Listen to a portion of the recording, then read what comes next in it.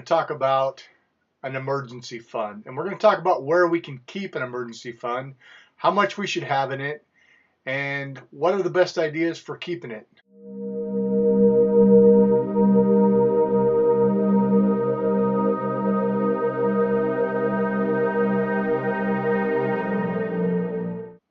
Okay, we're here. We're online. We're looking at the Bank of America webpage. Bank of America is where I have my checking account.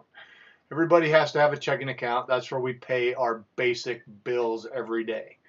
Our mortgage, our rent, our utilities, our gas bill, credit card bills, all that stuff. So everybody should know how much they spend about a month.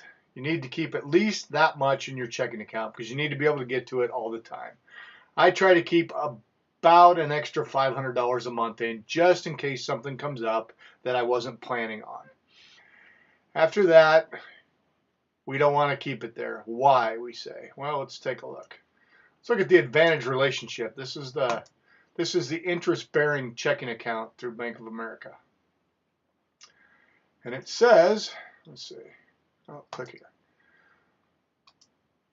Okay, so it says perks for higher balances like fee waivers and interest. So it's $25 a month fee unless you maintain a combined balance of $10,000 in eligible linked accounts. So if you have $5,000 in your checking, $5,000 in one of their savings accounts, then that counts. And you get, oh, this doesn't show, but you get 0.002% interest. Let me give you an example of that. So on a $10,000 balance, you get 20 cents a month in interest. Awesome. Awesome. Okay, so we know we don't want to keep all our money there. So what do? When my balance gets above what I told you about, I move it into my Ally account. Now, guys, I'm not sponsored. I'm not affiliated with Ally, but I like their products. There are some other banks out there, online banks with a little bit higher rate, and that's great.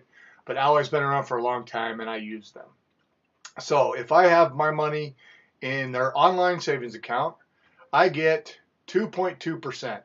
So on that same $10,000, I would get $22 a month. That's a pretty big difference in what we're talking about.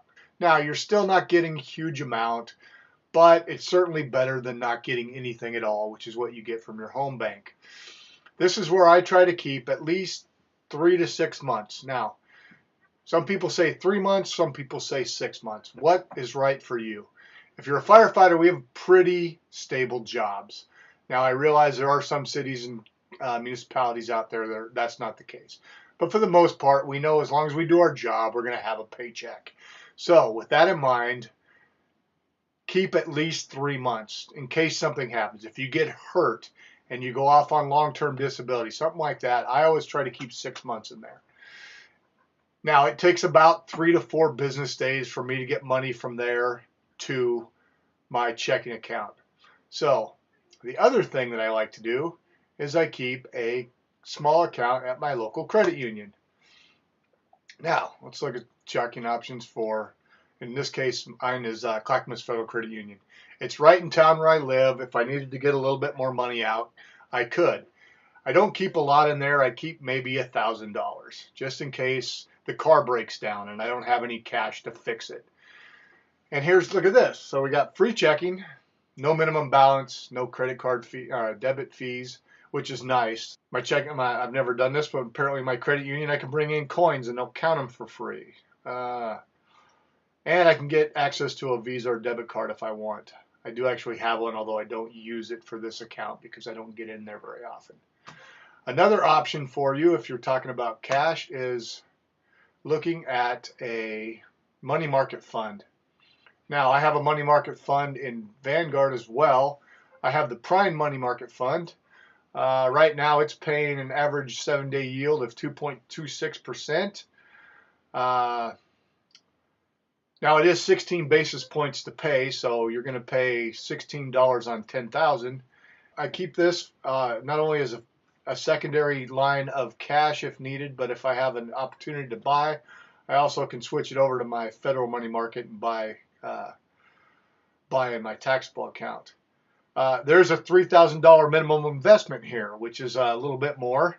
Can be held as a mutual fund, or you can have it just as a brokerage account. The important thing is you keep at least the money you need to get your monthly bills controlled. Your extra money, don't keep it in the bank, guys. Keep it in an online bank. Yes, it's a little bit harder to get in and out, but that's kind of a good thing. It keeps you from going and just saying, hey, I want to buy this new iPhone. I'm going to go get $700 out for it, or whatever they cost now. So something to think about. Certainly a little bit of time it takes, but I just wanted to have you look at a couple of things and think about the fact that the emergency fund, after you're investing in your company plan to the match, is the next thing you want to do. Put away that money.